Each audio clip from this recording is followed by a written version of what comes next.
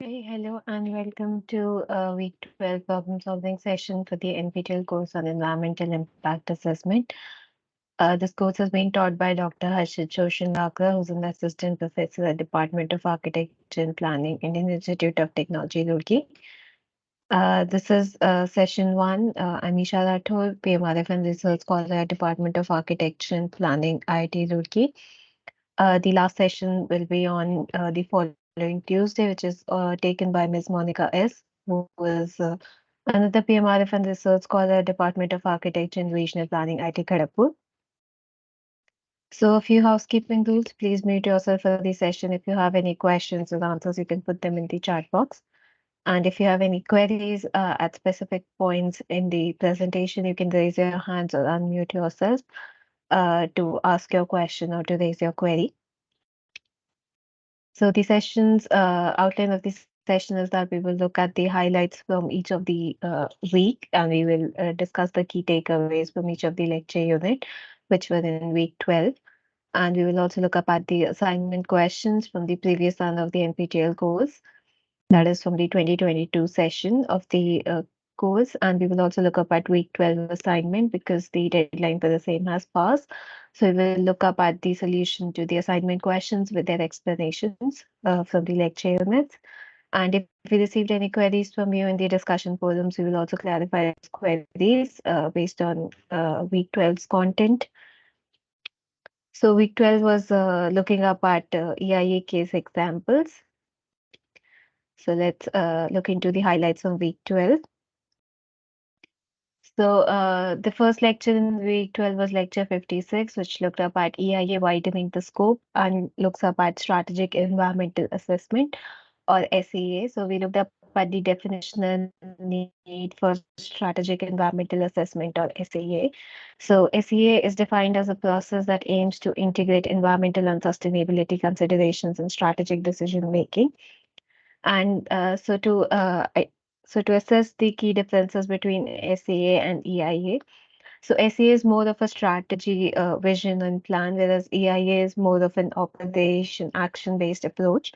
And the scale of impacts in SEA are more macro level. That is, it looks up at national, regional, and landscape level, national, regional, and landscape levels of impact, whereas EIA looks up at micro impacts, that is, which are local to the site and the project development area.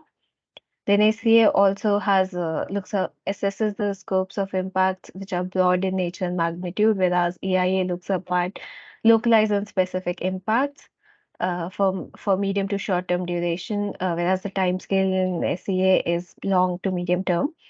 The data in SEA is mainly descriptive, but also possibly quantifiable. That is, it's mappable using the existing national or regional statistical and trend data. Whereas in EIA, it's mainly quantifiable, mappable data, which is collected through fieldwork, sample analysis, or local monitoring data, which is usually collected at site during field visits. And the alternatives to SEA, the analysis of alternatives, which is the sort of mitigation efforts or actions which we give, are in terms of fiscal measures like economic, social, or physical strategies, technology, spatial balance of location, and those type of alternatives, whereas EIA has more specific alternatives which are targeted as solutions to each of the impacts which are identified. So they are more focused on specific locations or areas, focused on technology, design, and timing at the different stages of the project development. And then ASCA assessment benchmarks are in terms of sustainability or environmental criteria and the objectives, whereas EIA has legal restrictions and best practices guidances which needs to be followed or and used as benchmark or case studies. SIA is less rigorous and is more uncertain, whereas EIA is more rigorous, involves less uncertainty. So the in EIA, the site is more studied in a much deeper and is understood in a much better way, such that no impact is missed out, and all aspects of the environment and social side is considered, and alternatives are given to for each of the impacts which are identified. The output in SEA is more broad, whereas in EIA it's more detailed. So these are the key main differences between SEA and EIA. Then again, so these are in terms of projects which are taken. So in EIA projects, they react to developmental proposals rather than anticipating them. So they cannot steer development towards environmentally robust areas or away from environmentally sensitive areas. The EIA projects also do not consider the impact of potentially damaging actions that are not regulated through the approval of specific projects. The EIA projects also need to give comprehensive idea of the total requirement, and they do not allow much alteration to the project location and design, even though alternatives are considered in EIA. And these projects have to be carried out very quickly because of the financial constraint and the timing of planning applications. Whereas in SCA, we give consideration to all of the alternatives, and there are tiering of decisions, that is, with higher level decisions made at the PPP stage or the public-private partnership stage, allowing EIA to have a narrower scope and to be more streamlined. So we talked about tiering of SAA or strategic environmental assessment. So there are three tiers of uh, they're technically four tiers, but the last tier is the project AIA. So the main three tiers are the policy SCA, the plan SCA, and program SCA. And then the last tier is project AIA. So these are the hierarchy in which the SEA efforts are considered. So we look up at the policy first, then we look up at the plan, then the program, and then the specific location-based project AIA. So looking up at SEA worldwide, how these practices are done. So the questions which are asked during the scoping phase for SEA is what decisions need to be made now and in the future regarding the public-private partnership being proposed. What are the meaningful decision points from proposal to implementation, and where are the most effective points in that continuum to address the potential for effects? And what are the appropriate geographic, spatial, and time frame temporal limits for this SEA? Is it necessary to analyze the particular effects of a proposed action at a broader scale to facilitate analysis and/or decision making at a more refined, that is tiered level? And is SCA the best way to go forward with this decision-making process? And how long will the SEA continue to provide a relevant framework for tiering subsequent actions? What factors may result in the need to supplement or refresh the review? Are there any other stakeholders that can provide meaningful inputs during the SEA discussions? And then, so we look up at the hierarchy of steps in SCA. So the first step is setting the context and objectives, establishing the baseline and deciding on the scope. So first we identify the relevant policies, plans, and programs, if you remember the three tiers, and the sustainability objectives. Then we collect baseline information on all of these policies, plans, and programs. We identify sustainability issues and problems in all of these three tiers and develop the sustainability appraisal framework. And then we consult with consultation bodies or agencies which are in the scope of uh, which are mentioned in the scope of the sustainability appraisal report. So these are people who can appraise or look at your sustainability report and say that your measures are correct or you need to add new measures in it. And then stage two is about developing and refining alternatives and assessing effects. So then we test the local plan objectives against the sustainability appraisal framework. We develop the local plan options, including reasonable alternatives which can be taken. We evaluate the likely effects of the local plan and alternatives, considers way of mitigating adverse effects and maximizing beneficial effects, propose measures to monitor the significant effects of implementing the local plan.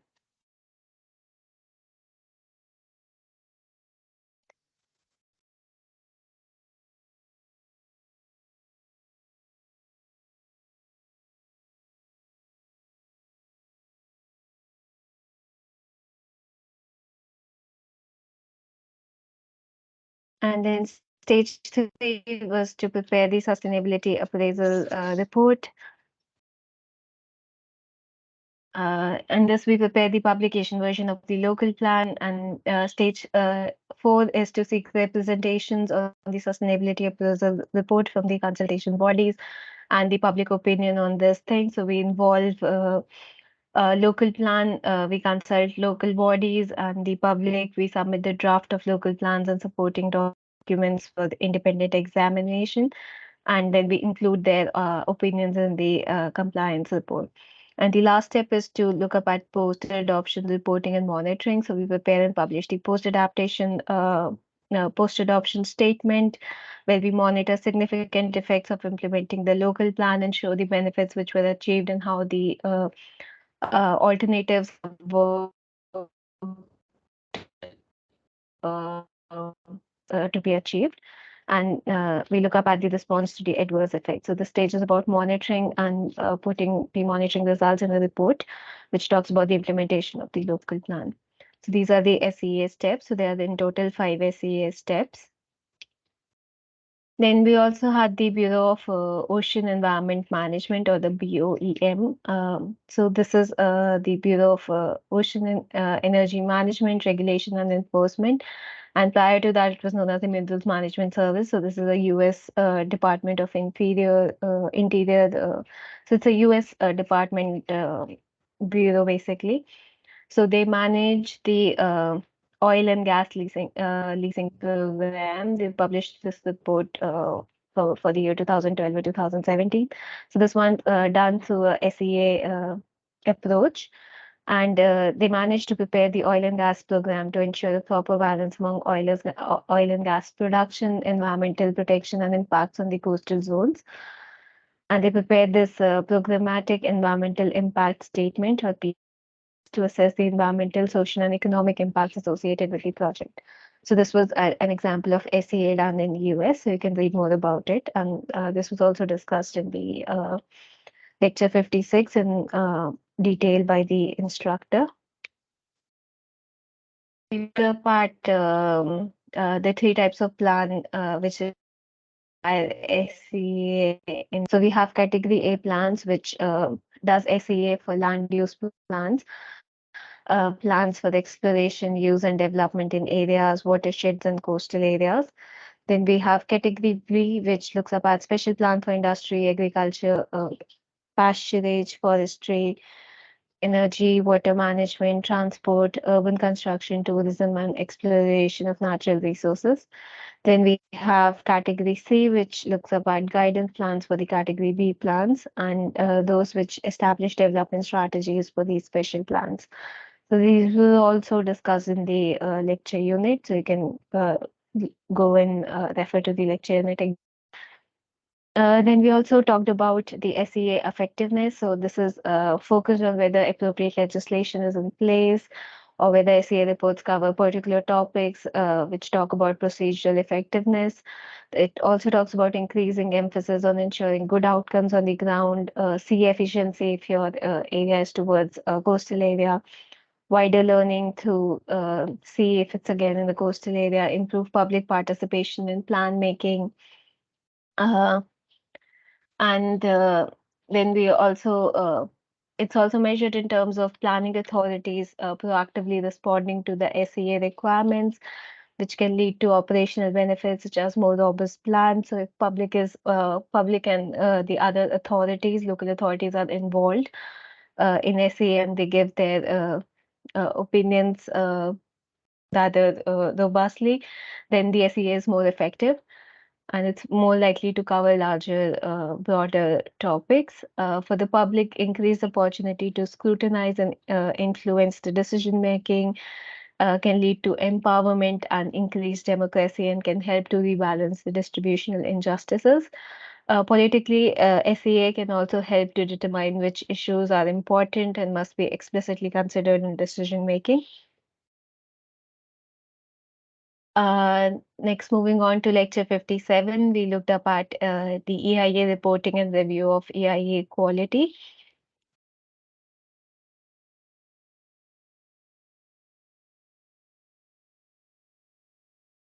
So we have looked up at the steps in the AIA process. So we have the screening and scoping, we have prediction of impacts, the presentation of findings, and then EIS report, the review of the EIS report, and the appraisal by the committee, then the post-decision monitoring, and the audit of predictions on mitigation measures. And in between, we also have the public participation and consultation stages where the public opinion is also considered in the various aspects of EIA. So the generic structure of EIA document is given in the EIA notification. So we have an introduction which talks about the purpose of the report, the identification of the project, and the project proponent, that is who is leading, who is the developer of the project, or who is the person who's building this project. Then we also look up at the brief description of nature, the size, location of projects, its importance to the country and the region, and the scope of the study, that is, it details the regulatory scoping, which is carried out as per the terms of reference, or the TOR. Then the second section in the EIA document is on project description. So it talks about the type of project, need for project, location and the justification of location, the size and magnitude of the size and magnitude of the operations, the proposed schedule for approval and implementation, technology and process description, uh, more on project description about the environment factors which are there, the mitigation measures which need to be incorporated, what are the critical parameters or aspects which are affected in the environment, and which is relevant for the EIA purpose, the assessment of new and untested technologies for risk of technological failures. And all of these things are put in the project description section. Then we have a chapter on the description of the environment where we look up at the study area, the period, the components, and the methodology of study, what sort of techniques and methods will be used during the EIA report for the different EIA parameters on environment and social aspects. Then we look up at the establishment of baseline studies in the for the valued environment components which are identified in the scope.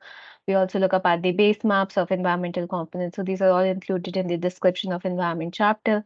Then we have the anticipated environment impacts and mitigation measures. So here we identify the impacts on each of the parameters like water, soil, geomorphology, air pollution, and things like that. And then we give the measures to minimize these impacts or to avoid these impacts, and what sort of mitigation measures are adopted, the assessment of significance of impact, the sensitivity of impacts.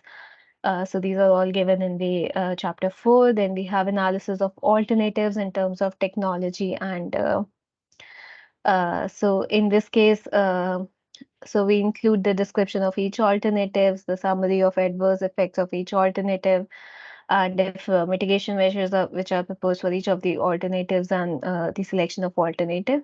So this is more towards if the impact is adverse or if it's not acceptable. So then we have to give alternatives instead of mitigation measures. So these alternatives are then presented in the following chapter, which was the analysis of alternatives. Then we have the environmental monitoring program, which talks about the monitoring the effectiveness of the mitigation measures. Then the data analysis, reporting schedules, measurement timelines, detailed budget and procurement schedules. So those things are included in that chapter. Then we have additional studies. So these can include public consultation, risk assessment, or social impact assessment related studies. So these are additional studies. So these chapters can be additional study chapters.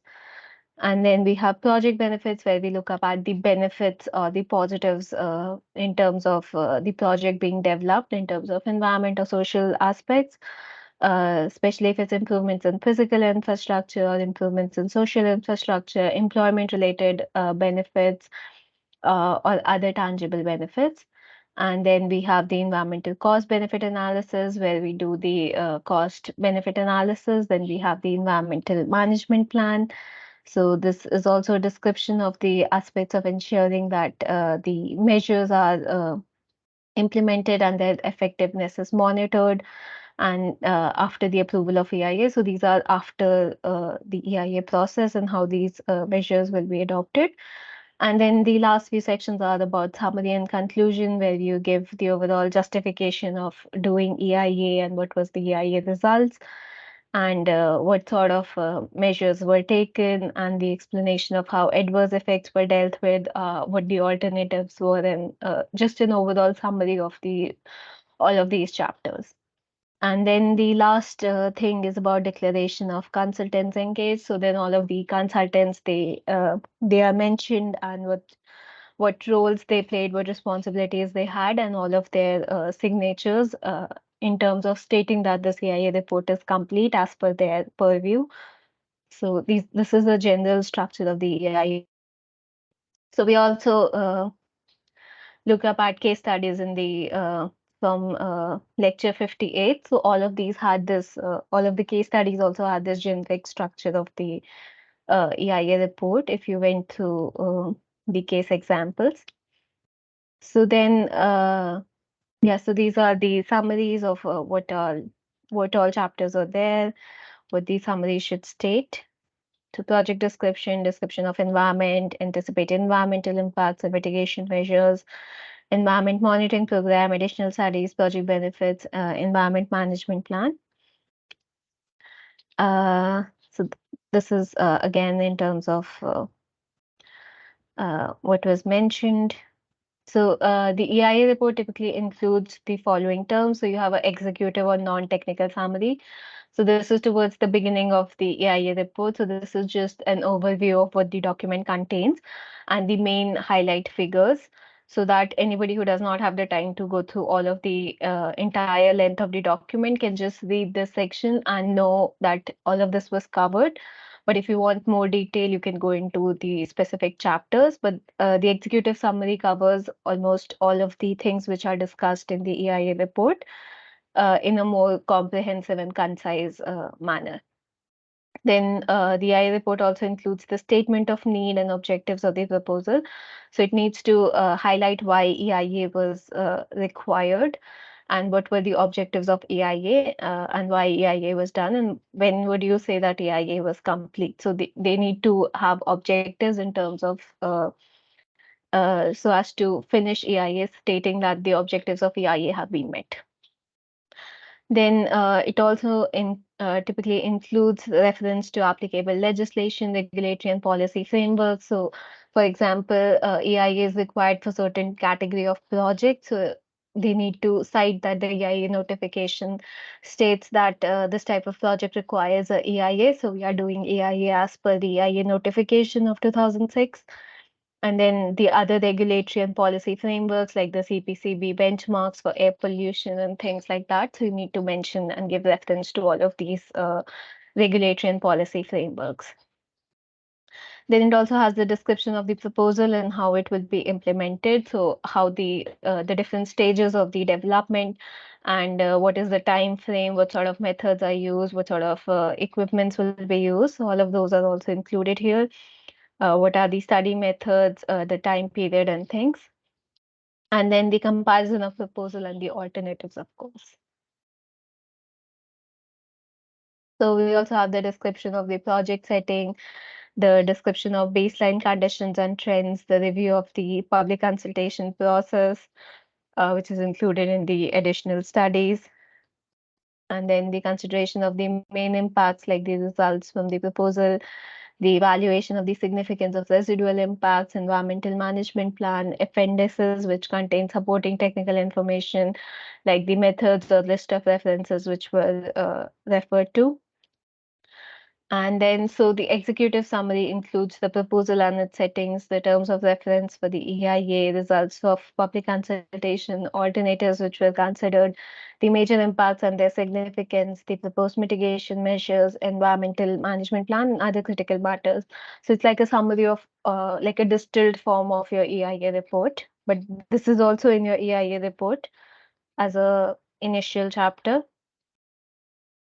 Then in terms of legal and policy framework, it should include brief description of legal and policy frameworks, the relevant aspects of EIA procedures needs to be cited. The terms of reference for EIA should be cited. The copy of complete terms of reference should be appended where appropriate. In terms of basic information, key things which affect the environment include the spatial and temporal boundaries, biophysical, land use, and socioeconomic conditions, the major trends and anticipated future conditions should the proposal not go ahead, and the environmentally sensitive areas and the valued resources. So these are things which need to be included in baseline studies. Then in terms of statement of nature, scope, and results of public consultation, they should include the identification of interested and affected public, include the method used to inform and involve the stakeholders, the analysis of views and their concerns which were expressed, and how they have been taken into account in terms of mitigation efforts, and the outstanding issues and methods which need to be resolved. These need to be considered during the public consultation chapter.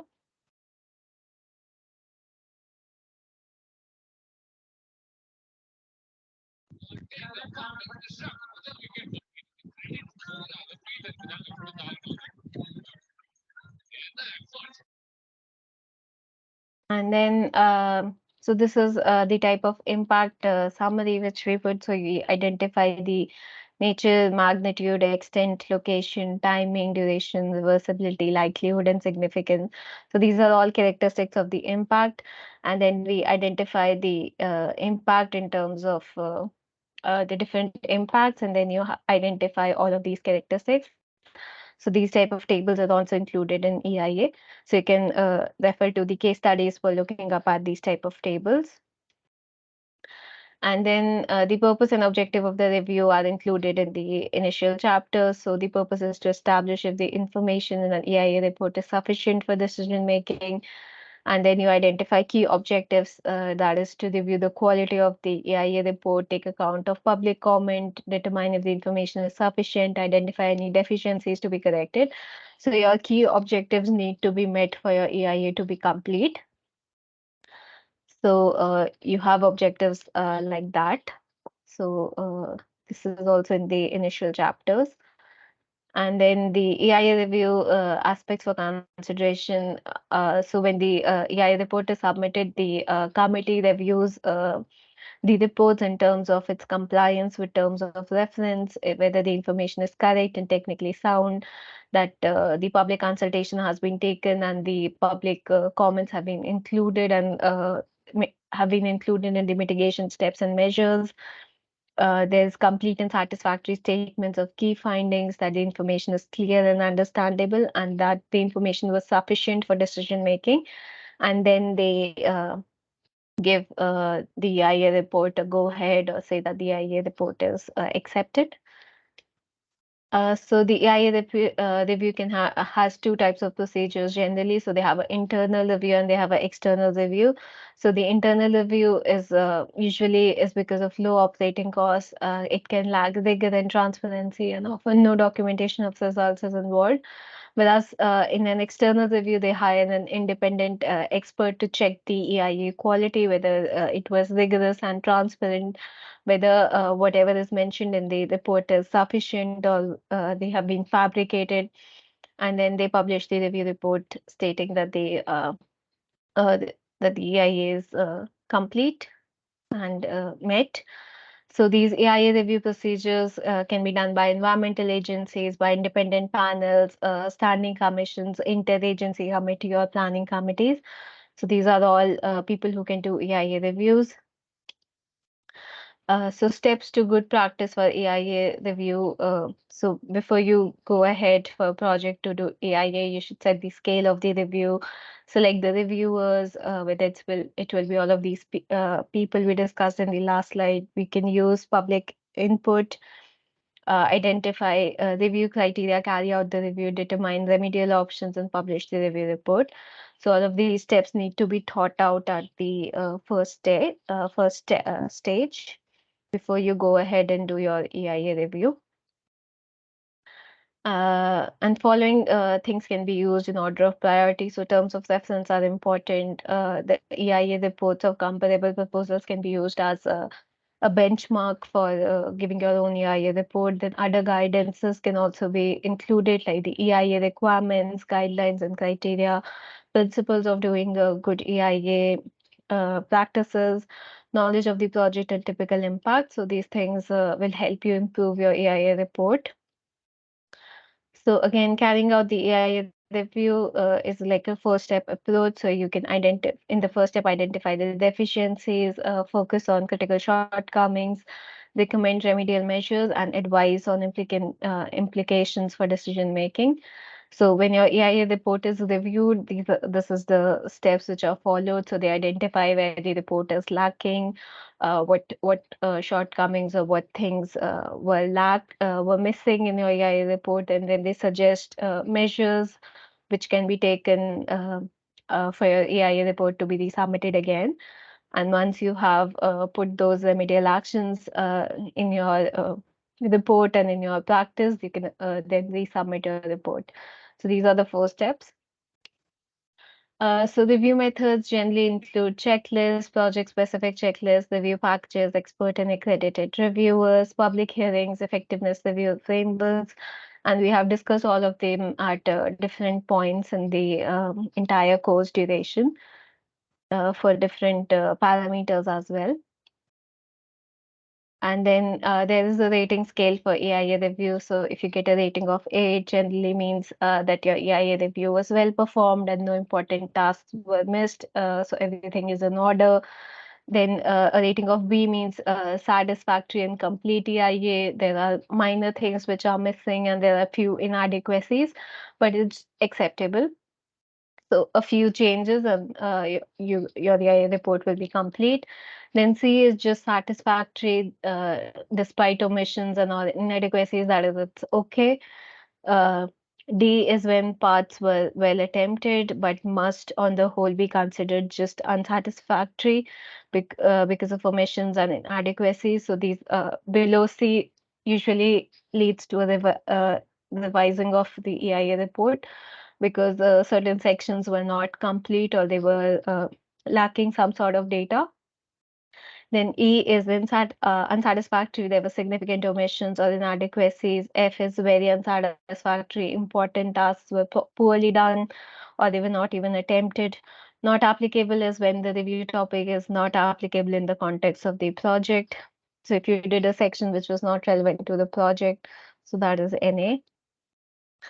So this is the rating scale for EIA reports.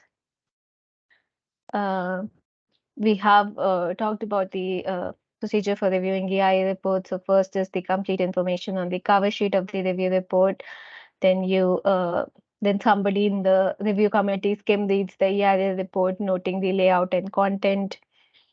They then look up at the description of the development, local environment, and the baseline conditions, and whether all of these criteria were considered, and they assign a category rating. Then review 2 is on identification, analysis, and assessment of impact. So the chapters which talk about impacts and mitigation measures are assessed here, and then a review rating is given. Then review 3 is on alternatives and mitigations. Another rating is given on the quality and quantity of the breadth of the analysis and data which was considered. And the view fourth is on communication of result, the involvement of stakeholders and publics, and how their views and opinions were integrated in the report. And then another rating is given. So on this basis, an overall rating is given later on. And then so after these individual reviews, they determine whether the EIA report meets the minimum standards by noting whether the review criteria marked or whatever the ratings which they have gotten over all of these independent reviews, they are satisfactory or not. So if they are satisfactory, they go ahead and determine whether the EIA report is in broad compliance with the reporting requirements, whether all review are performed satisfactory. If they are not performed satisfactory, they send the report back to the proponent for revision. So they need to resubmit the EIA report again with the suggestions and feedback they got from the committee. So then they move again, and then if it is acceptable, they go ahead and provide a brief written summary of the assessments of the strength and weakness of the report and the needs for further study, impact monitoring and management by the proponent or the government or the local bodies. And then they finally assign a rating from A to F as a whole overall, and state if any terms and conditions should be are applicable to this proposal. And then you get the certified AIA report. That is, the IA report is complete and the construction can happen with the mitigation measures and things which are proposed in the IA report. So then the proponent has to make sure that whatever was in the report is implemented on site in all of the different construction stages, all of the mitigation measures uh, are adopted, all of the alternatives are implemented instead of the original development plan, and then the post monitoring phase is also implemented, and those results are also published and sent to the committee and are available on the public forums. So these are again the documents on review reports, so you can go through them as well later. Then, so in the Indian context, the appraisal is based on detailed scrutiny by the expert appraisal committee or the state level expert appraisal committee. So they look up at application and other documents like the final EIA report, and then the outcome of the public consultations, including the public hearing proceedings. And they shall be made by the expert appraisal committee to the central government or state level expert appraisal committee to state level environment impact assessment authorities. So different so we have also about points in the lecture course on how the process happens in India. So these are the different agencies depending on where the project is being built. Different agencies can be committee. So this talks about that. And the EIA report is typically examined for following, which is the project site description, the completeness and authenticity of the baseline data, citing of proper references, guidances, legal, legislative procedures, the consistency of values of environmental parameters, the mitigation methods, incorporation of inputs from public hearing, the effectiveness and consistency of the proposed environmental monitoring plan, and the identification of any hazards and quantification of risk assessment. So these are also things on which the EIA report is usually assessed. So things which need to be considered for a comprehensive EIA review are the performance of scoping, the accuracy of impact predictions, criteria which was used to evaluate the significance of impacts, the alternatives and its comparison, effectiveness of the proposed mitigation measures, requirements for monitoring and impact management, and the modes of public and stakeholder involvement. All of these are key considerations for a complete and comprehensive detailed EIA review. And so again, these are the things which are considered during carrying out the review. So you identify the deficiencies in the EIA report, you focus on shortcomings in EIA report and separate crucial deficiencies. And in step 3, you recommend how and when serious shortcomings are to be remedied by the proponent, and you send the report to the proponent to for them to resubmit the EIA based on your recommendations.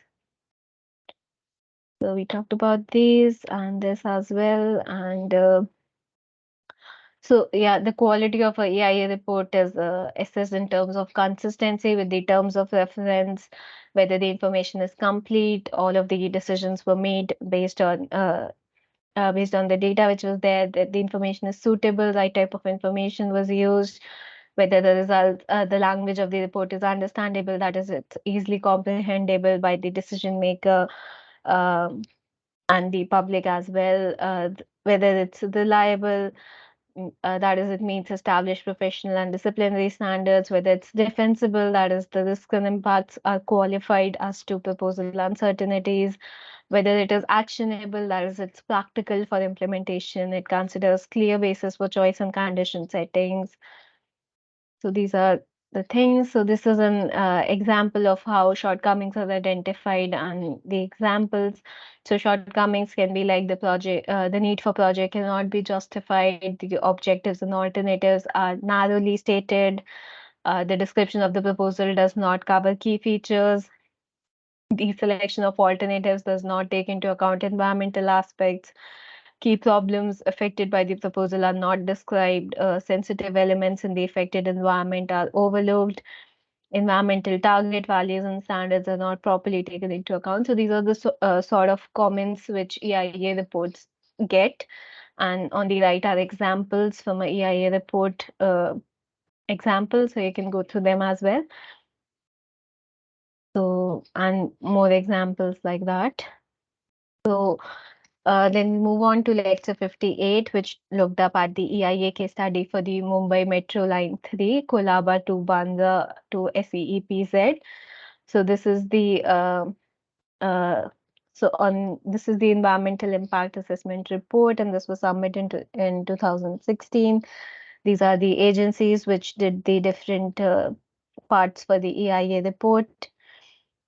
And this is the sort of typical content or structure of the report. So you have the executive summary, which is the distilled form of the EIA report. So everything which is mentioned in the EIA report has been the major findings from all of these sections have been included in the executive summary. So if you don't have time to read the entire report, you can just read the executive summary to get the idea of what all was discussed, what sort of methods were used, and things like that, to get an overall idea of the AIA process. Then you have chapters like introduction, features of project or project description, environment baseline data, negative environmental impacts, positive environmental impacts, environmental management plan, disaster management plan, the public consultation stage, environment monitoring plan after the IA, how the proponent is monitoring informations and the mitigation measures, the cost estimates and conclusions. So this is matches with the structure of the EIA, typical EIA reports, which we saw in the previous lecture. And so we have the purpose definition and the funding agency. The purpose is to decongest the existing public transport system and increase mobility across this region.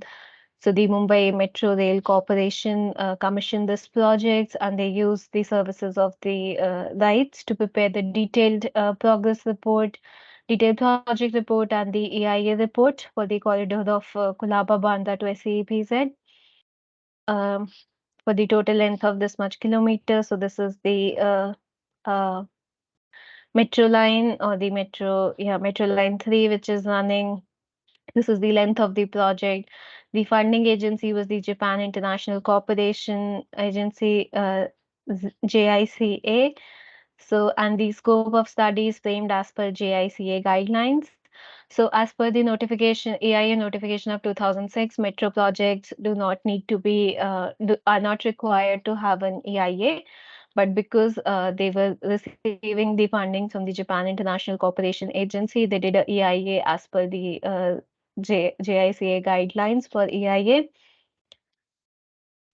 These are the project project information, so the different type of things which were built, what is the total cost, what is the power requirement, and features of the metro lines are included here. Then the objectives and scope of the study are mentioned. So objective is to facilitate the Mumbai Metropolitan Region Development Authority, or the MMRC, in the preparation of the EIA report as per the requirements of regulatory and funding agency. The scope of EIA includes impacts resulting from the pre-construction stage, construction stage, and operation phases of the metro corridor, the depot which is built, and the substations which are built as part of this metro line. And the MMRC has planned to get funds from Japan International Cooperation Agency for the construction line. So the study is as per their guidance guidelines. So this is where it says that as per the notification, metro projects do not require environment clearance from the Ministry of Environment and Forests, but the scope of study is framed as per the JICA guidelines from the environment and social considerations. So this is because they were getting funding from an external agency, and the external agency needed an EIA report, so they have to do it in accordance to their guidelines. Then you have the scope of studies, you have the environmental and social management monitoring plan, so you have labor management plan, occupational health and safety plan, emergency response plan, and the traffic management plan, because these are critical aspects to the study. So these are also considered. Then the limitations of the study were also identified, that the proposed project is largely based on the available project information, discussion with local committee and other stakeholders, and observations from various surveys and investigations which are undertaken in the study area. Then there is also professional judgment and subjective interpretation of facts which were applied to the study. So these are the limitations. Then this agency has three types of AIA categories. So they did it as per the category which was fitting. Then they also looked up at the legal framework as per the Indian laws and regulations. So they looked up at the Environment Protection Act, AIA notification, water prevention, and um, other acts. So they did comprehensive legal framework study. So this is just a snapshot of the report part, but there are other laws, regulations, and guidelines which were studied. What they talk about, how they are applicable, if they are applicable, what is the reason for applicability, who is the implementing or responsible agency. So they identify all of these agencies which are useful for the project and get clearances from them. So then, if you have any clearance requirements, what sort of clearance is required? So, for example, for tree cutting, what project state you require it? Who will approve this permission? Whose responsibility will it be? So all of these things are identified in the case study. And then they also highlighted their approach and methodology. So the impacts are assessed at different project stages. So impacts due to project location, impact due to project design, impact due to project construction, and impact due to project operation. So they studied the impacts in four stages of the project.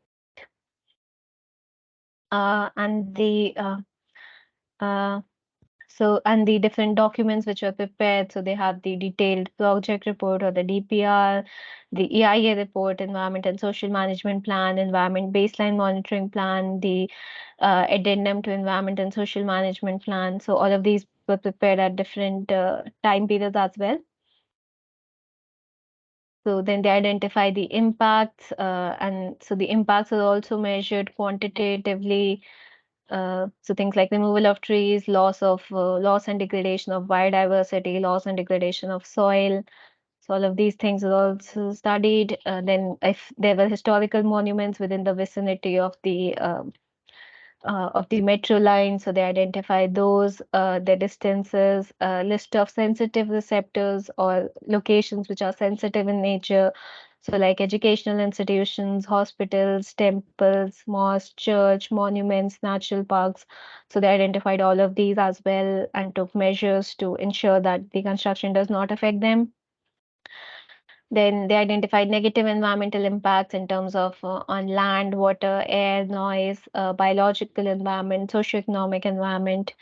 Uh, they identified, so because you have to put in quantifiable data. So related to tree loss, they put oxygen deficit due to tree loss. So number of trees which were cut, increase in CO2, the decrease in oxygen production in the year. So they put those type of quantitative data. So then, because they talked about studying the impacts at four different stages of the project. So impacts due to project location include the project affected areas, which is the people which were displaced because of the metro line which came up, the change of land use, again, because the land changed from private to public and changed from residential probably to transportation or the utilities based land, loss of trees or forests which were on this metro line, utility or drainage problems, impact on historical and cultural monuments, and impact on local transport facilities. So these were impacts due to project location. So they identified all of these in a rather elaborate way. So you can go through the report to look up at what all was discussed, the impact on mangroves, ecological impacts, management measures. Then during the impacts due to project design, looked up at the platform inlets and outlets. So because these platforms, so some of these platforms will be underground. So their air ventilation, inlets and outlet points need to be considered, and they will influence the local environment as well. So these were impacts due to project design, the ventilation and lighting, metro station refuse area, risks due to earthquakes. So these are because of project design. And then impacts due to project construction. So you will have soil erosion, traffic diversion, and risk of existing buildings, impact of proposed road improvement works, mud disposal, dust generation, increased water demand, impact due to construction of tunnels, due to land subsidence or landslides, supply of construction materials, loss of historical and cultural monuments, impact due to construction in archaeological structures, air pollution, noise pollution, impact due to vibration because of the machineries which will be used. So these were identified during the project construction phase, and then we had the impacts due to project operation phase. So we had noise pollution because of the running of the metro, vibration impact due to the metro, water supply and sanitation at stations, the disposal and sanitation at stations, electromagnetic interference. So these were after the project has been built, these are going to be the significant impacts in terms of operating the metro line. And then because also a depot was built, so what sort of impacts it will have. And so they identified these impacts and then they gave mitigation efforts for them. Then they also identified positive environmental impacts in terms of employment opportunities, benefit to economy, increased mobility, safety, traffic congestion reduction, reduction in number of vehicle trips on roads, less fuel consumption, reduce air pollution, carbon dioxide reduction, reduction in the number of buses, saving in road infrastructure, traffic noise reduction. So they identified these positive impacts as well. Then they also identified the mitigation measures for each of the impacts they identified. And so this was all which was discussed in the Mumbai Metro line. You can go and read more in detail or refer to this lecture unit again for the case study of Mumbai Metro line.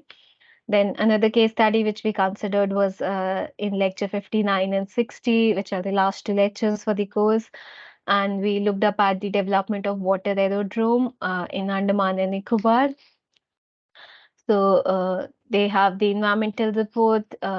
So this is the title, The Development of Water Aerodrome. So they put the location, which is the Swaraj Dweep, Havelock Island Village, Govinagar in South Andaman and Nicobar area. Then they have the project proponent or the developer of the project. So this is the Andaman and Nicobar administrator, the Directorate of Civil Aviation. Then we have environment consultants, the principal consultant, other laboratories. So these are people who helped prepare the CIA report.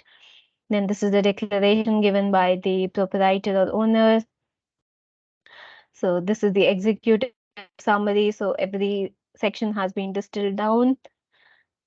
They include project schedule and cost, resource requirements. Then they were building facilities like passenger terminal building, utility building, parking area, walkway toward floating jetty, etc. So these are onshore facilities.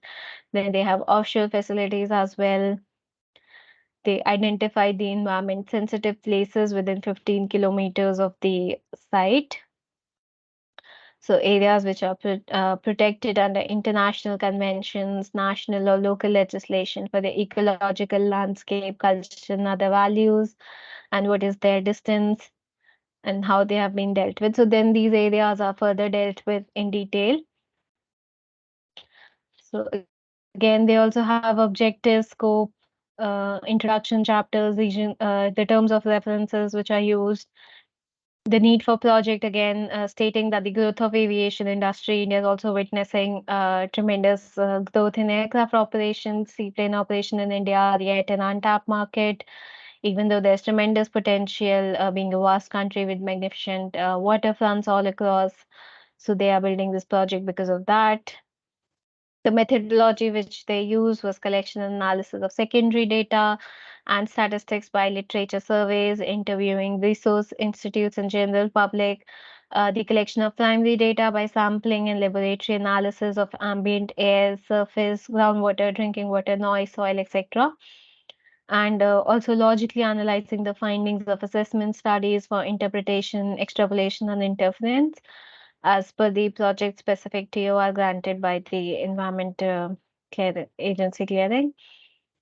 And so they looked up at the different environmental parameters, the stations parameters, how frequently the data will be collected, what attributes will be measured, what will be their frequency, what methods they will adopt at different things.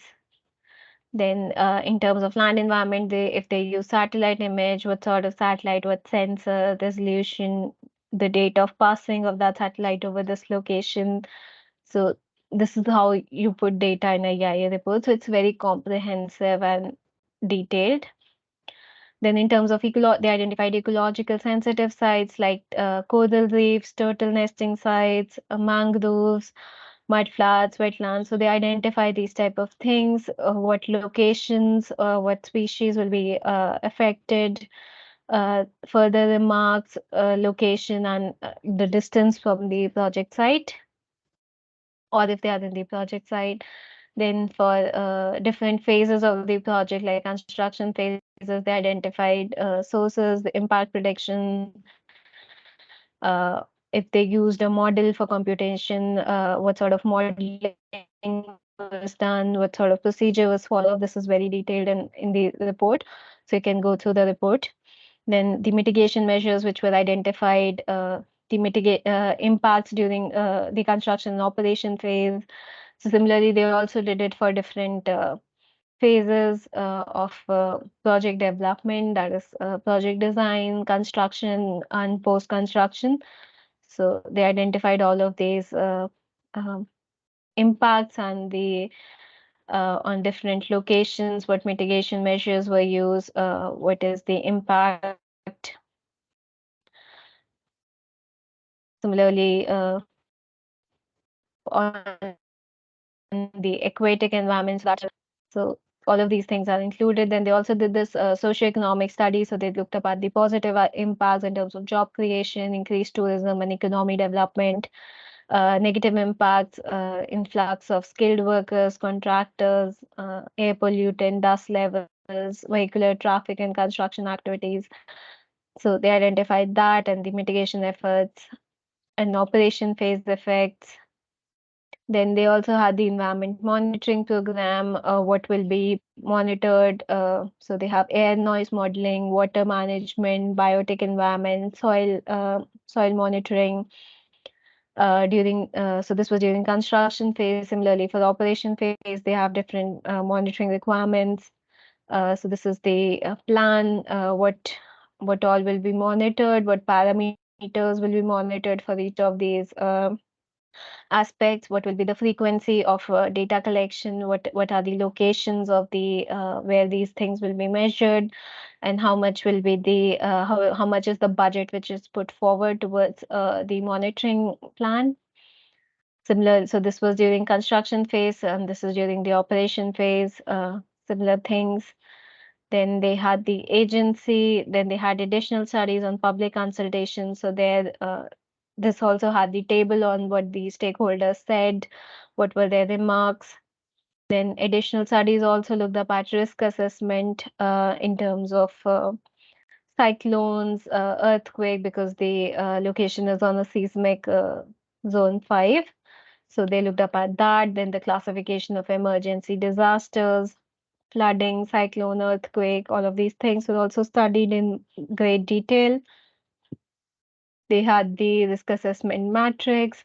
Then they identified top 10 hazardous locations and what sort of hazards were likely to occur at that location, tsunami effects, impacts, in a separate chapter, they identified the project benefits and cost benefit analysis. They also had the environment management plan and the budget for the same. And then finally, they had the summary and conclusions. So they also followed this typical AIA report thing. So of course, all of these studies are very much in detail, and you should at least go through both of these case examples to understand how the final AIA report looks and all of what we studied and throughout the course, how it has been included in all of these sections of these reports. So you will get a much deeper understanding of the practicality and reality of AIA in an actual project basis. So this was all which was discussed in the uh, week 12. So if you have any questions, you can just unmute yourself and ask now, or you can put it in the chat box before we go into the Q&A.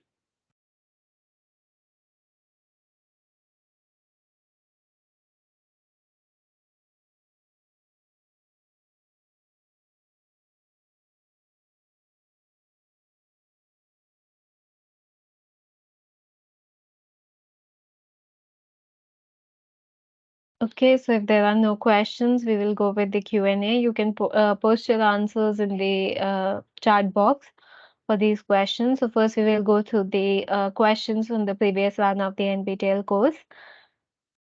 So the first question is, which of the following properties defines the strategic environmental assessment or SEA? So A, scale of impact is national, regional, and landscape. B, scope of impact is localized and specific. C, detailed output. And D, short-term time scale. So we looked up at this in lecture 56, where we looked up at strategic environmental assessment and its comparison against key differences between SEA and EIA. So the correct answer is A, that is the scale of SEA is national, landscape, or regional, whereas the scale for AIA is more local or site specific. The scope of impact for SEA is broad in scale. For EIA, it's localized and specific. And the output in SEA is broad, whereas detailed output is for EIA, and the time scale is long to medium term, whereas for EIA, the time scale is short term duration or short term time scale. Okay, so the correct answer was A. So moving on to question 2, following steps of strategic environment assessment SEA processes are written in random order, arranged in the correct order. So we have option 1, developing and refining alternatives and assessing effects. 2, prepare the sustainability appraisal report. 3, seek representations on the sustainability appraisal report from consultation bodies and the public. And 4, setting the context and objectives, establishing the baseline and deciding on the scope. So you need to arrange 1 to 4 in the order of the strategic environment assessment process.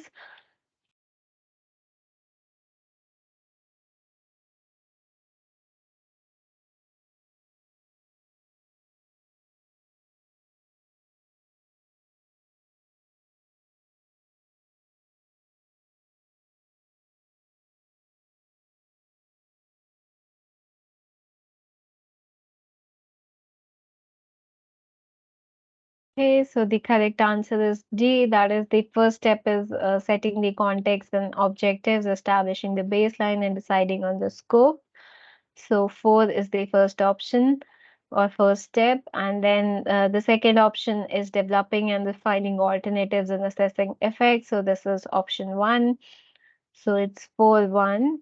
And then the third step is preparing the sustainability appraisal report. So that is option 2. So it's 4-1-2. And then the fourth step is seeking representations on the sustainability appraisal report from consultation bodies and the public. So this is the fourth step. So the correct answer was 4-1-2-3. So D was the correct option. Okay, so moving on to question 3. Label the diagram in correct order of strategic environmental assessment. So we have different tiers of the strategic environmental assessment, and all of these tiers are marked as either P, Q, or R, except for tier 3, which we know is program SEA. So you need to match P, Q, and R with the respective SEA value or SEA tier.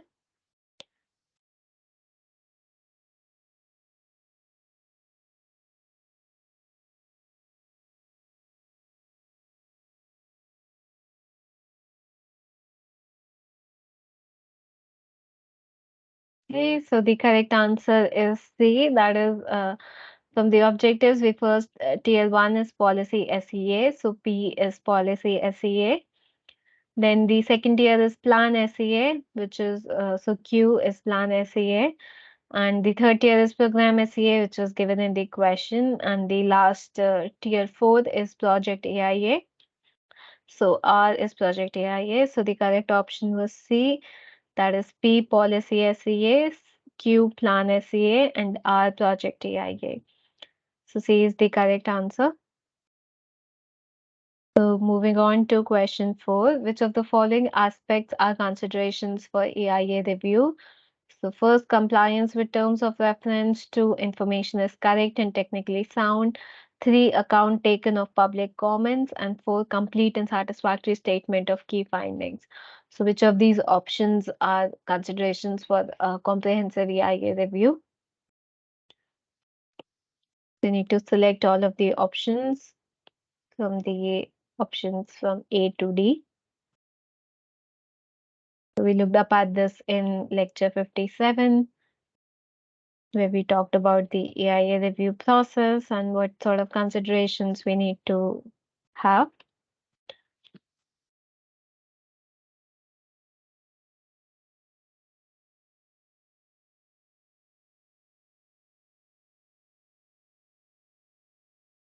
Okay, so the correct answer is D. That is, all of these aspects are consideration for AIA. So option 1, that is compliance with terms of reference. 2, information is correct and technically sound. 3, account taken of public comments and all of the public opinions are included in AIA review. And then the complete and satisfactory statement of key findings. All of these information is put correctly and sufficiently. And then all of this information is clear, understandable, and is sufficient for making a decision. So all these are the aspects for consideration for doing the EIA review. So D, that is 1, 2, 3, 4 is the correct answer. So moving on to question 5. Match the following generic structure of AIA document given in group 1 with their description given in group 2. So we have the different chapters or sections in an AIA document and in group 1 and their description in group 2. So you need to match group 1 with group 2, that is match the correct section with what the section includes. So again, we talked about this in the in lecture 57, which was on AIA review.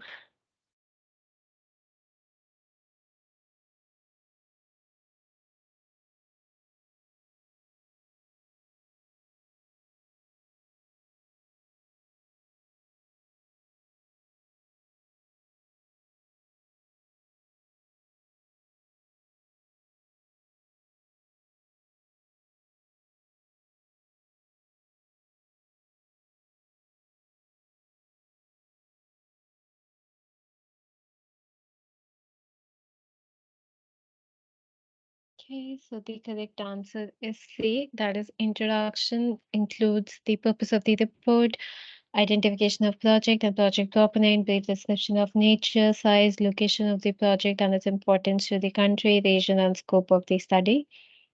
So P matches with 3. Then project description includes the condensed description of those aspects of the project likely to cause environmental effects. Details should be provided to give clear picture of the following: the type of project, need for project, location, size or magnitude of operation, etc.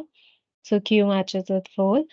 Then description of environment includes study area, period, components, and methodology, establishment of baseline for valued environmental components as identified in the scope, base maps of all environmental components.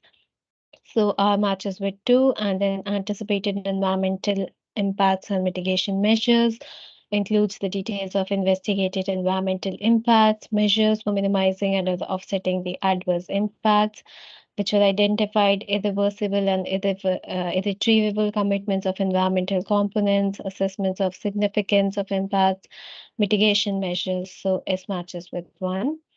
So the correct answer is C, that is P matches with 3, Q matches with 4, R matches with 2, and S matches with 1. To question 6. So it's again match the following generic structure of EIA document given in group 1 with their description given in group 2. So we have a similar thing again, group 1 and group 2. So we have sections or structure chapters from in group 1 and what is included in those sections in group 2. You need to match group 1 with group 2.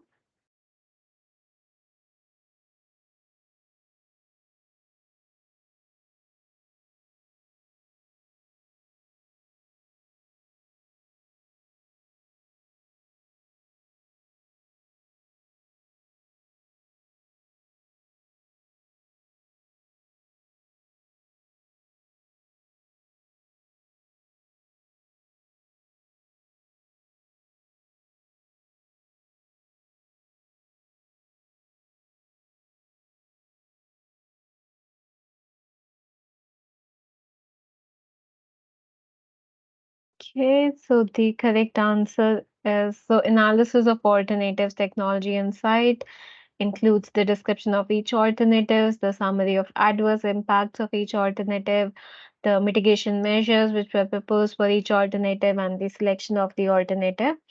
So that justification is also included. So P matches with 4. Then environmental monitoring program includes the technical aspects of monitoring the effectiveness of the mitigation measures. So Q matches with 3. Then additional studies chapter includes the public consultation, risk assessment, social impact assessment, the R&R action plans. So this is R matches with 1. And then project benefits matches with the improvements in physical infrastructure, improvements in social infrastructure because of the project coming up. So S matches with 2. So the correct answer is B, that is P matches with 4, Q matches with 3, R matches with 1, and S matches with 2.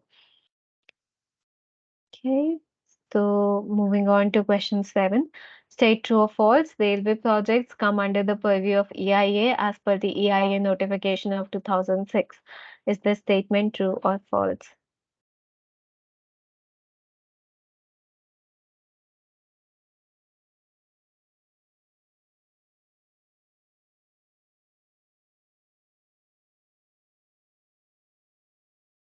Okay, so as per the EIA notification of 2006, railway projects do not require an EIA. So the statement was false. So B, false is the correct answer. Okay, so moving on to question 8. Again, state true or false. The EIA for the project Mumbai Metro Line 3 from Kolaba Bandra SAEPZ was prepared because of the requirement of the International Funding Agency, JICA, which is the Japan International Cooperation Agency. So is this statement true or false?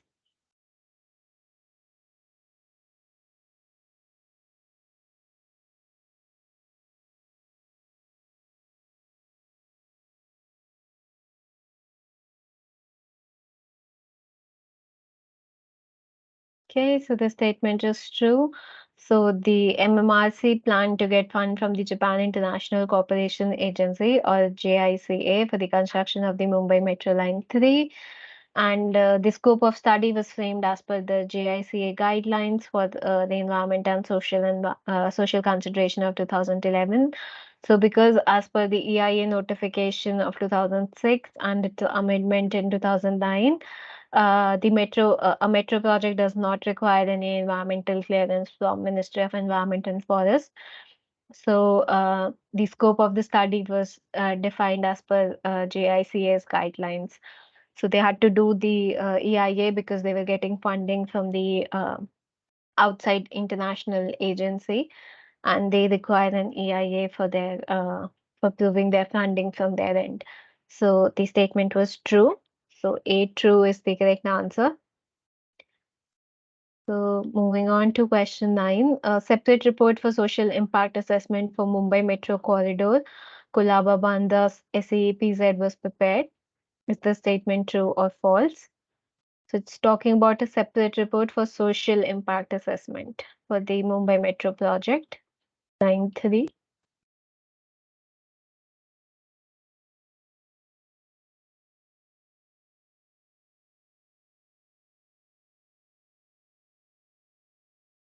Okay, so the statement is also true. The Mumbai Metro Line project had an updated social impact assessment report, which included a social impact assessment for the project, which was prepared in 2020. So the statement is also true. So moving on to question 10. The World Bank's operational policy and guidelines include the following. First, environmental assessment, OP 4.01. 2, national habitat, OP 4.04. 3, indigenous people, OP 4.10. And 4, physical cultural resources, OP 4.11. So you need to select all of the options which are correct.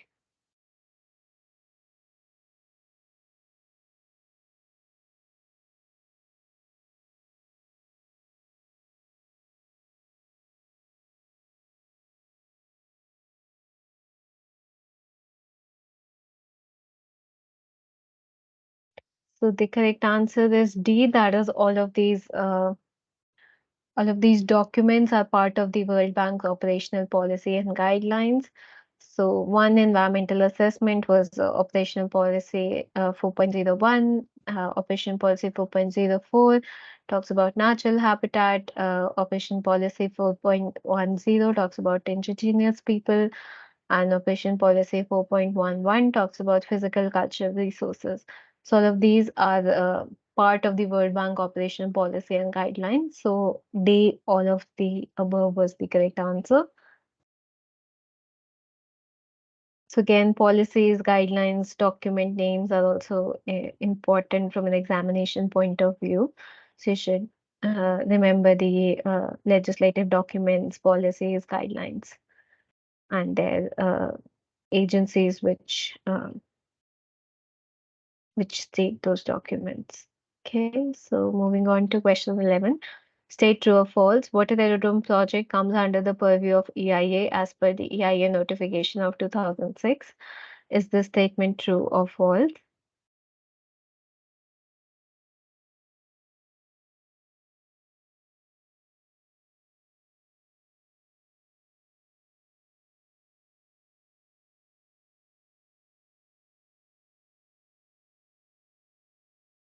Okay, so the statement is false. So as per the Environment Impact Assessment Notification of 2006 and its amendment in 2009, uh, they have different categories and type of projects which require EIA.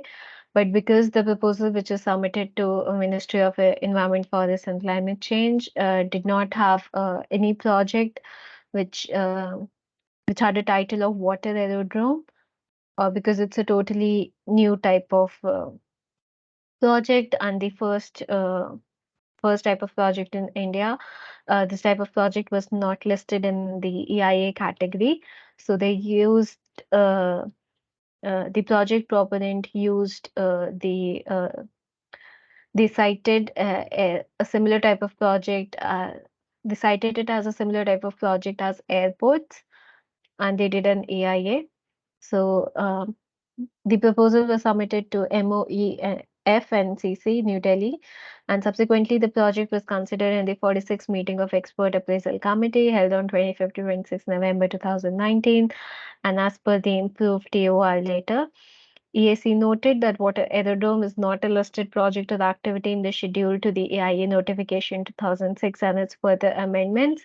However, committee opined that the activities proposed under the project will have similar type of impacts as that of the normal airport. So they said that they should do an AIA.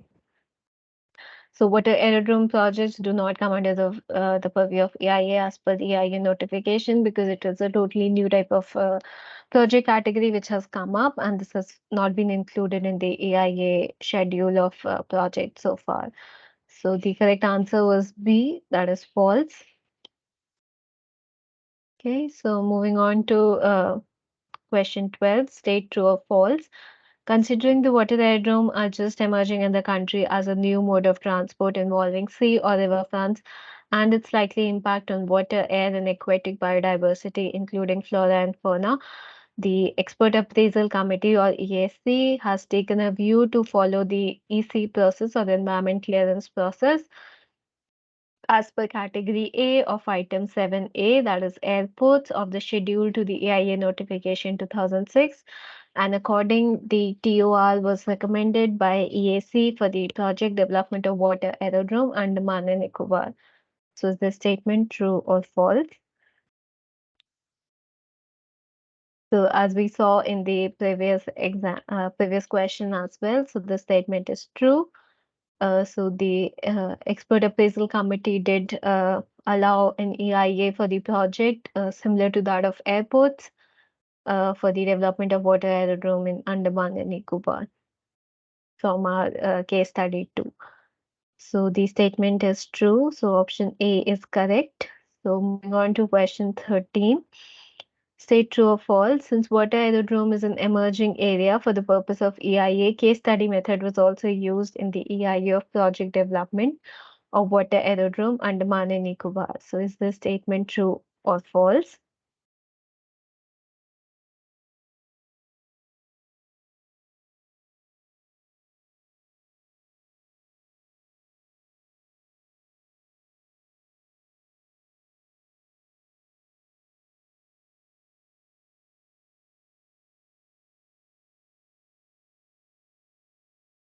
Okay, so the answer is true. That is option A is correct. So because this type of project has not been developed in India, they used a reference case study method.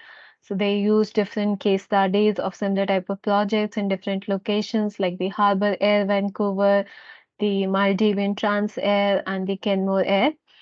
They use these as reference case studies for doing the EIA for the development of water aerodrome at Andaman and Nicobar. So the statement is true. So A is the correct answer. So moving on to question 14. State true or false, ecosystem services have been covered in the project development of water aerodrome Andaman and Nicobar. So is the statement true or false?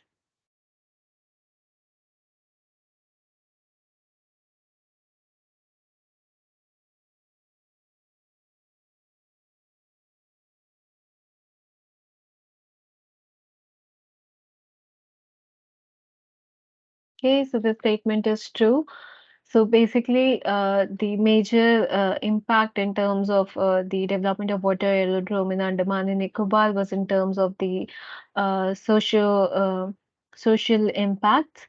So it was because of the community of people which was living there and the sort of community of people, the flora and fauna of the region. So they derive a sort of ecosystem services. So the area is very rich in mangroves, it has turtle nesting site, coral reefs. So all of these are supporting ecosystem services which were largely impacted because of the development of the water aerodrome. So ecosystem services was also covered in the project. So the statement is true. So again, you should go through both the case studies because to understand the different aspects it has covered. Okay, so moving on to question 15. What does IPZ in terms of environmental impact assessment stand for? So is it A, industries project zone, or B, industrial park zone, or C, island protection zone, or D, island place zone? So you need to identify the correct full form for the abbreviation of IPZ.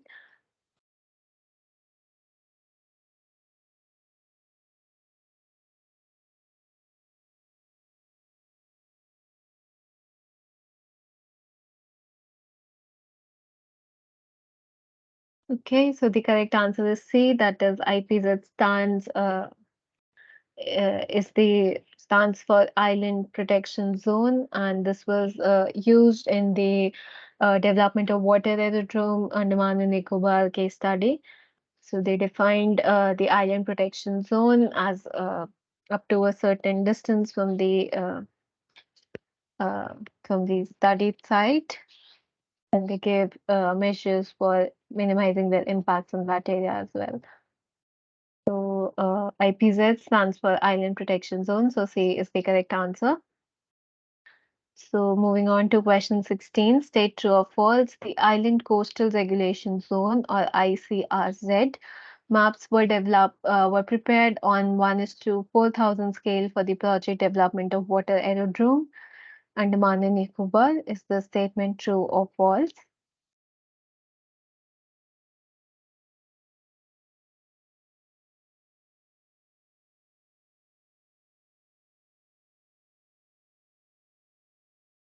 Okay, so the statement is true. So in the EIA report, you will see that in the EIA report for the development of water aerodrome at Andaman and Nicobar, you see that they have considered the island control regulation zone, and they had this map which was prepared at the scale of 1:4,000.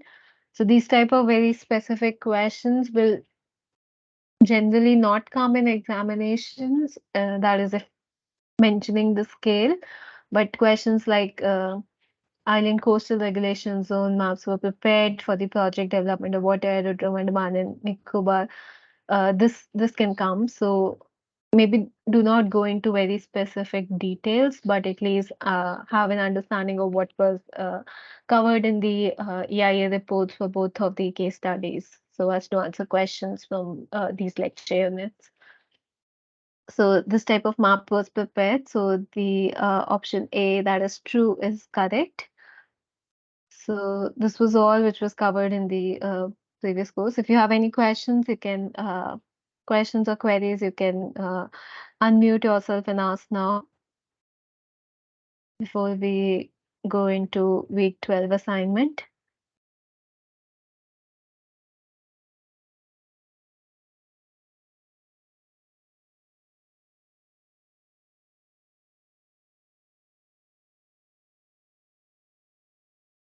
Okay, so we will now discuss week 12 assignment, and because the deadline for the same has passed, we will discuss the solutions to the assignment questions with their explanations. So the first question is, choose the correct stages for strategic environmental assessment SEA for local plans. So stage one is about setting the context and objectives, establishing the baseline and deciding on the scope. Stage two deals with developing and refining alternatives and assessing effects. So what all choices you have in terms of alternatives. Stage three deals with preparing the sustainability appraisal report, and stage four deals with the presentation on sustainability appraisal report from public consultation and then post adaptation reporting and monitoring. So in ascending order, you should mention the stages as uh, the correct stages for strategic environmental assessment.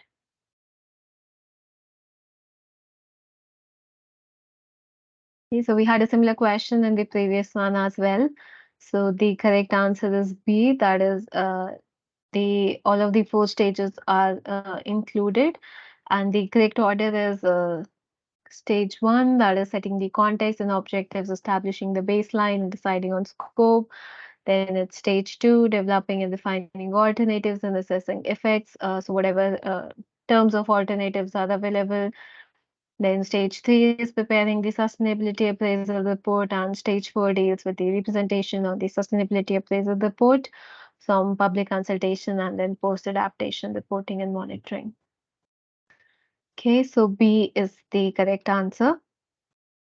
So moving on to question 2, state true or false. Strategic environment assessments or SEA can be defined as a process that aims to integrate environment and sustainability considerations in strategic decision making.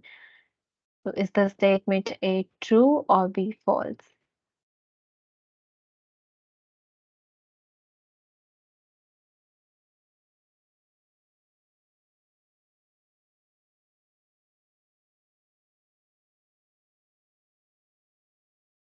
Okay, so the statement is true.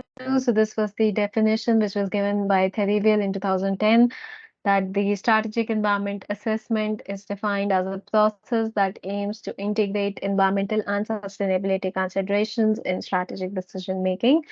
So the statement is true. So A is the correct answer. So moving on to question 3, state true or false. The key difference between strategic environment assessment SEA and EIA or environmental impact assessment is that SEA is a firm in solid construction and operational action, whereas EIA is a strategy, vision, plan, and framework. So is the statement true or false?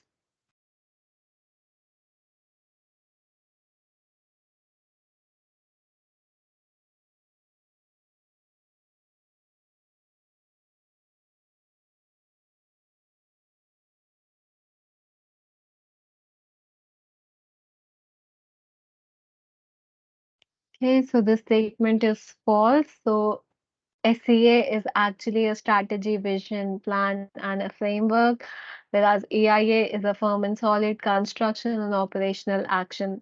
So the statements were interchanged. So the option B, that is false, is the correct option.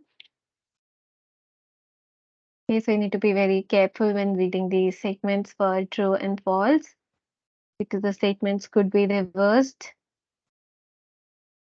Okay, so moving on to question 4, state true or false. Again, strategic environmental assessments or SEA allows consideration of all and maximum alternatives. SEA also allows also tiering of decisions at different levels, with higher level decisions made for the policy, programs, and plans. So is this statement true or false?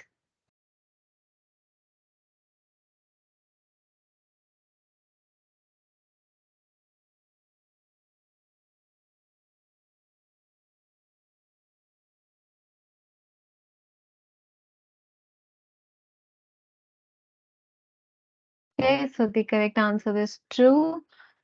So in SEA, we have this tiering of decisions at different levels with like policy SEA, plan SEA, and program SEA before we go into project AIA.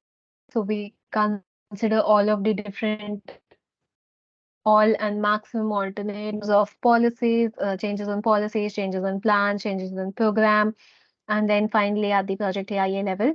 So the statement is true, that is, SEA allows consideration of all and maximum alternatives. It also allows steering of decisions at different levels with higher level decisions made for policy programs and plans.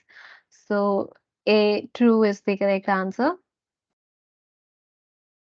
So moving on to question 5, again, state true or false. So the Bureau of Ocean Energy Management or BOEM prepared programmatic environmental impact statement, that is PEIS, to assess the environmental social impacts associated with the Outer Continental Shelf Oil and Gas Leasing Program 2012 to 2017. So is the statement true or false? So we talked about this in lecture 56, which is on SEA. So this is also an example of SEA. So the statement is true. We looked up at this. So they prepared this programmatic environment impact statement or PEIS to assess environmental and social impacts relating to the Outer Continental Shelf Oil and Gas Leasing Program.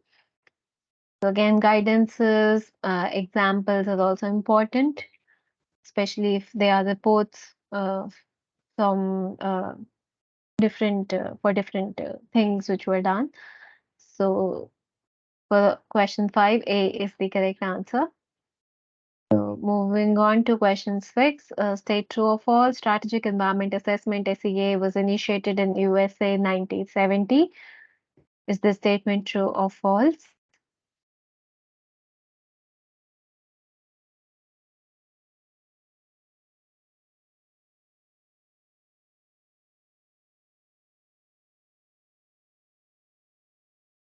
Okay, so the statement is true. SEA was initiated in USA in 1970. So for 6 is the correct answer. Moving on to question 7. So choose the components which EIA report includes. One, executive or non-technical summary, and which would probably be used for the public communication document. So you see the importance of the executive or the non-technical summary. Then option 2, statements for the need for an objective of the proposal. Statement 3, reference to applicable legislative, regulatory, and policy frameworks. And 4, description of the proposal and how it implemented. So which of these options is correct based on the options which are given from A to D? So we looked up at this in lecture 57, which talked about the AIA report components and the different chapters and the structure of the AIA report. Again, the section on AIA report components is also very important and significant in terms of what all is included in what component.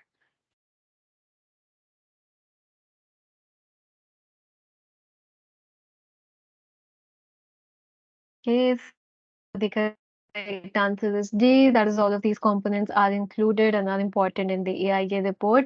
So the first is the executive and non-technical summary, which is the first thing after the contents. Then we have the statement for need of the objective of proposal. So this is usually in the introduction or the description of project, and the applicable legislative, regulatory, policy framework in the description of project, and the description of proposal is also in the description of project or the description of the environment of the project.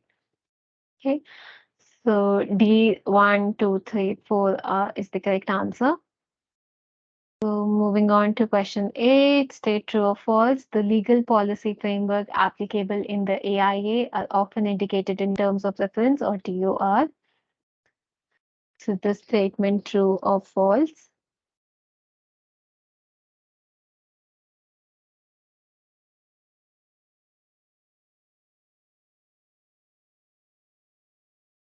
Okay, so the statement is true. So TOR is usually includes all the terms like for legal policy frameworks and other terms which are relevant in the AIA report. So the statement is true. So the correct answer is A. So moving on to question 9, state true or false. Railway projects come under the purview of EIA as per the EIA notification of 2006. So is the statement true or false?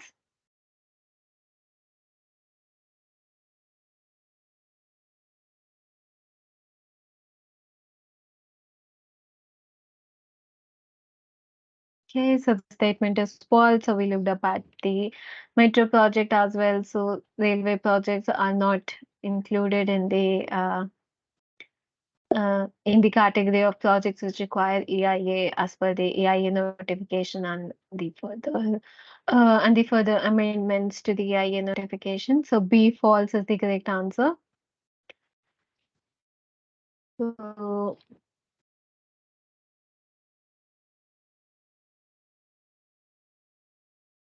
moving on to question 10, choose the key aspects to be included for baseline information for the AIA report from below. So we have the 1, spatial and temporal boundaries; 2, biophysical land use; 3, socioeconomic conditions, the major trends; and 4, anticipated future conditions, environmentally sensitive areas. So you need to select the key aspects which are included in the baseline information for the IA report.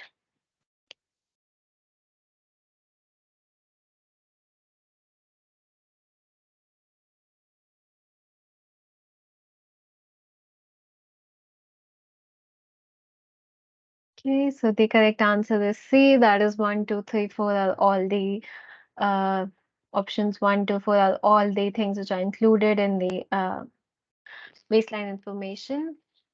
So C is the correct answer. Moving on to question 11. Choose the objective of the study from Mumbai Metro Rail Corporation project. So first, EIA document is to facilitate MMRDA, which is Mumbai Metropolitan Regional Development Authority, in preparation of EIA report as per the requirement of regulatory and funding agency.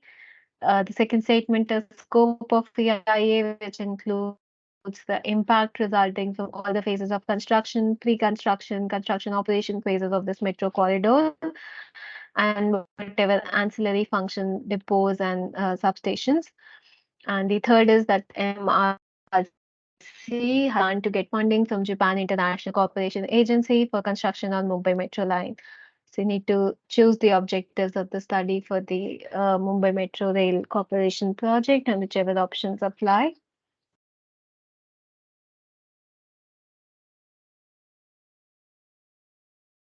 Okay, so this is from the case study and from lecture 57, 58.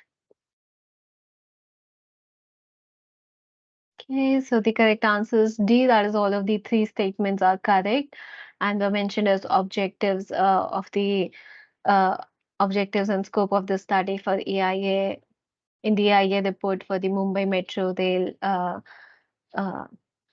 Rail Line 3. Okay, so moving on to question 12. So choose the impacts due to project design for the case study of Mumbai Metro Line 3 proposed to run from Kolaba, Bandra to SEEPZ. So 1, platform inlets and outlets, 2, ventilation and lighting, 3, noise pollution, and 4, vibration impacts due to train. So you need to select the impacts which are due to project design for the case study of Mumbai Metro Line 3. Okay, again, we looked up at these impacts during the different stages of construction for the case study. So the correct answer is A, that is platform inlets and outlets and ventilation and lighting are the impacts which are identified due to the project design, whereas noise pollution and vibration impact due to train are the impacts which were identified during project operation. That is when the metro will be running through the metro line. So those were the impacts which were uh, identified. So A, 1 and 2 are the correct answers. So moving on to question 13. So now we choose the impacts due to project operation for the case study of Mumbai Metro Line 3 proposed to run from Kolaba Bandha to SEEPZ. So first is water supply and sanitation, 2, refuse disposal and sanitation, 3, electromagnetic interference, 4, metro station reuse, and 5th, risk due to earthquake. So you need to select all of the options which apply.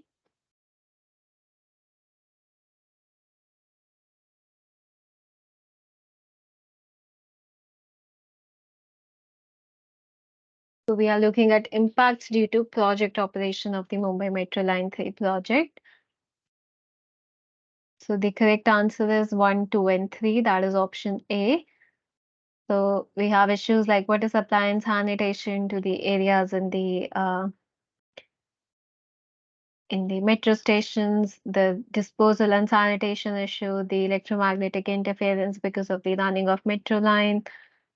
So 1, 2, and 3 are the correct answers. So A is the correct answer.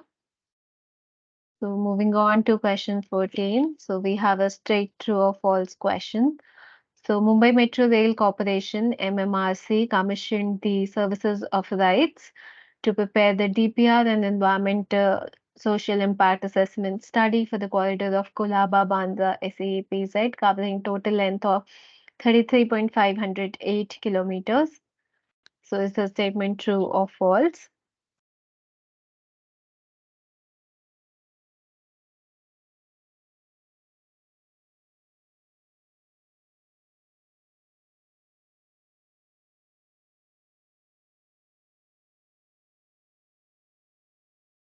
Okay, so the statement is true. So RITES prepared the detailed progress report and the EIA report in the year 2012 for the Mumbai Metro project.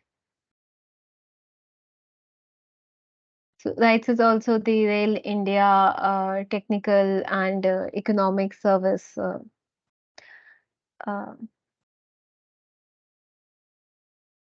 so it's like a corporation which is involved with the railway and the railway lines basically. So it used the services of RITES to prepare the detailed progress report and the EIA report for the metro station project in Mumbai. Okay, so moving on to question 15. So again, we have a state true and false. So we have the statement is project proponent of water aerodrome in uh, Andaman and Nicobar project is Directorate of Civil Aviation.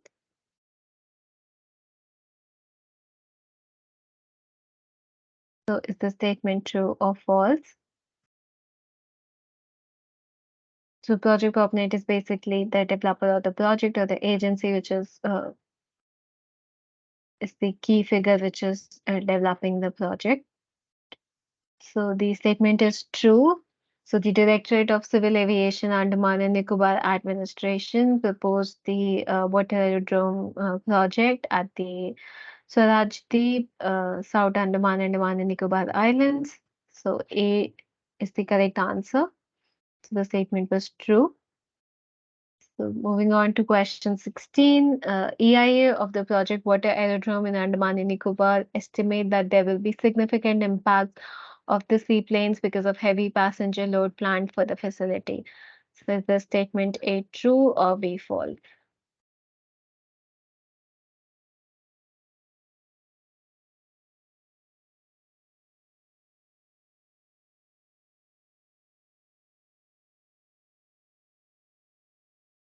Okay, so the statement is false. The EIA for the project of water aerodrome in Andaman and Nicobar estimated that the significant impact from the project will be in terms of the social and social impacts, in terms of the impact on the community and the flora fauna, especially in terms of the ecologically sensitive sites like the coral reefs, mangroves, turtle nesting sites. So these will be impacted majorly. So the statement is false. So B is the correct answer. So moving on to question 19. So this again a state true or false. So the key purpose behind this EIA report is to integrate the environmental concerns in the development activities that are addressing as the sustainable development so that it can enable integration of environmental concerns and mitigation measures and the project development, and also to have any kind of future liabilities and any kind of things which happen because of the project. So this is from the AIA report on water aerodrome for Andaman and Nicobar, and they are mentioning about the key purpose for doing the AIA for the project.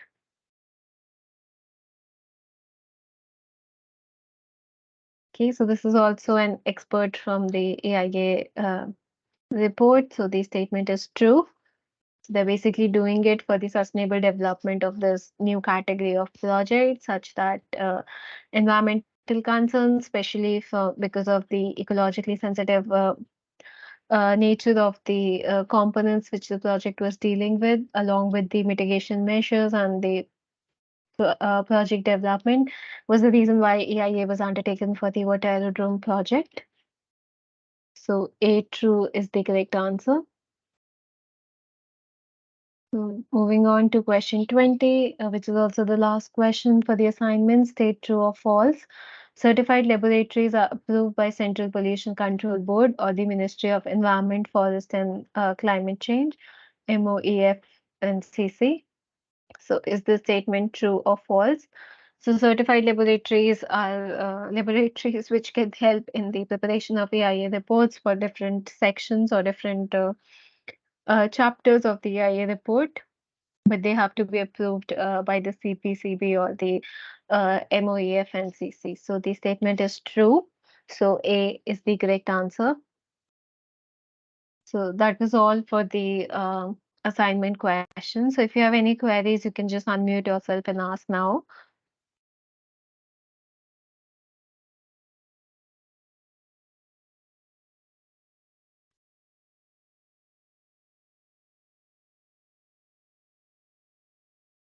Yes, Abhinandan, you can just unmute yourself and ask. Ma'am,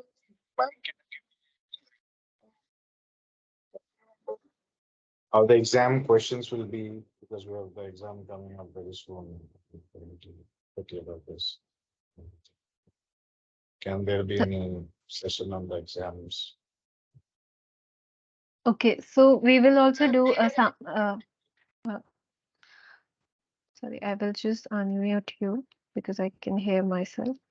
Yeah. So we will also do a summary session for the exam questions as well. But I think from an examination point of view, if you go through all of the assignment questions, most of the question format will be in terms of the questions which I mean, they will be similar in terms of the format for the assignment questions as well. So if you go through the assignment questions, you will have a fair understanding of how the examination questions will also come up. And again, in terms of the key things which the examination will cover uh, sorry, will be like the definitions which we looked up at, then the abbreviation and their full forms, the descriptions of components, so things which were important and which were covered more frequently in the assignment questions are key things. So you can use them also as reference. Does that answer your question? Yes, ma'am. Thanks for that. Also, one more thing, that will there be any descriptive part of this exam, or all things will be in MCQ standards only? No, the all of the questions will be in MCQ or like a single choice questions or multiple choice questions, or things Okay. like true or false, match the followings, but none of the questions will be like descriptive or writing anything. It will just be selection based questions. And there's no mention of the duration of the exam. So can you give me an idea on how long the exam will be? So There's no uh, mention in that.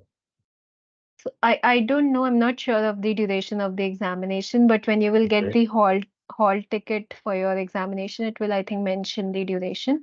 I think it's 3 hours, but I'm not sure that for the particular course if it's 3 hours or less. So once you get the hall ticket, it will mention the duration of the exam format. Okay, ma'am. And one last thing, like by forenoon, they mean in the morning, right? The exam session in my exam center, it's mentioned that the exam will be conducted in forenoon. The term forenoon is mentioned, so that means it's in the going to the morning shift, right? Yes, as far as I know, yes. I will also confirm this once with the NPTEL team. But as far as I Okay. know, yes, it means morning only. Okay, ma'am. And the hall ticket will have the duration and the time of exam start Yes, time yes, will also. yes, yes, I'm yet to receive my hall ticket, so that's why all these questions are coming to you. But I hope they will yes, send it as soon as possible. yes. I think the hall tickets have not come in yet. We also raised this query with the NPTEL team because we received a lot of these questions for hall tickets also. So we have raised this with the NPTEL team as well, and they will probably send it soon.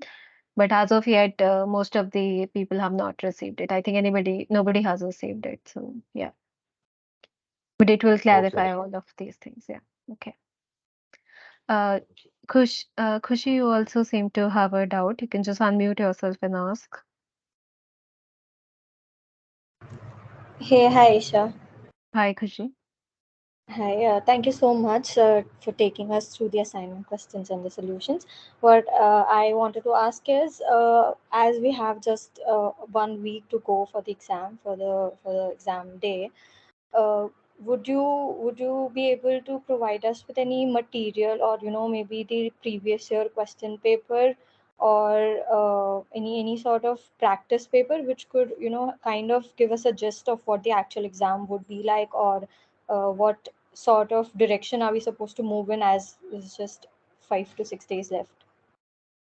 Okay, so as of yet, we didn't have any plan like that. We thought of having like a one sort of practice or summary session for the course in which we cover the assignment questions again in a random fashion and not based on the lecture units in which they have occurred. But I can ask the course team to see if they can provide the participants with the previous year question paper for practice. I will raise it up with the course team and see what they say. And then I will update Monica, who takes the Tuesday session. So she can answer this in the Tuesday session, or we can also put it in the discussion forum uh, if the practice paper could be made available to the uh, participants of the course. Yeah. Sure. I get it. Yeah. Like if it was possible to get the previous year question paper, we could Yeah. kind of understand what kind of questions could be asked. Also, like regarding what type of questions, as you mentioned, there would be multiple choice questions or single choice questions kind of thing. Yes. But Yes. is there a possibility of having fill in the blanks, or maybe more than one correct choice, or any similar sort of I mean, you can question have type? yeah, you can have questions like fill in the blanks, but the options will be given. So you don't have to write an option, I think. What we Okay. were communicated by the course team was that everything will be like a objective based question. So you just select all of the options which are there. Right. And Yeah. also, do we have any summarized PDF, or for kind of the whole course? As right now we have the PDFs, transcripts lecture wise. So Yeah. if we kind of want to revise, or have everything in one go, it might, like, it is going to get a bit lengthy. So just to have Yes. the last minute notes or something. I don't think as of yet we have anything like that because it depends on what somebody finds important. Because the course was 12 weeks long, I think having a document which covers everything will be like a very thick volume. But what I feel is important is the things which I mentioned to Abhinandan as well, in terms of if you go through the assignment questions, so the questions will be in a similar format only as you have practice in the assignment questions, and the content more or less is going to be based on whatever was discussed as important by the in the lecture units.